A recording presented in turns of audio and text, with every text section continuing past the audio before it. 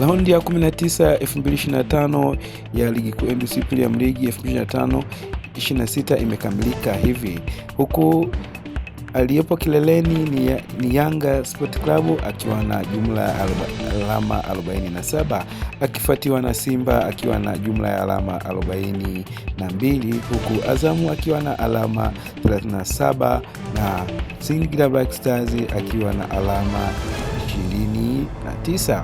Tofauti kati ya Yanga na Simba ni gepu ya alama 5, huku tukiangalia wanaoshikilia mkia ni KMC na Tanzania Prison.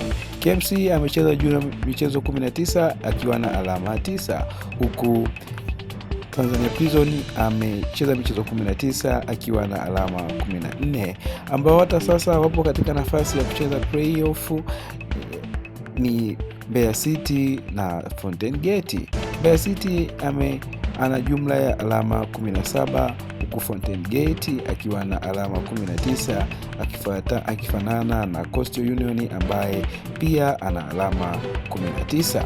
Tuandikie kwenye comment section, vipi chama lako lipo namba ngapi katika msimamo huu ambao baada ya raundi 19 kukamilika?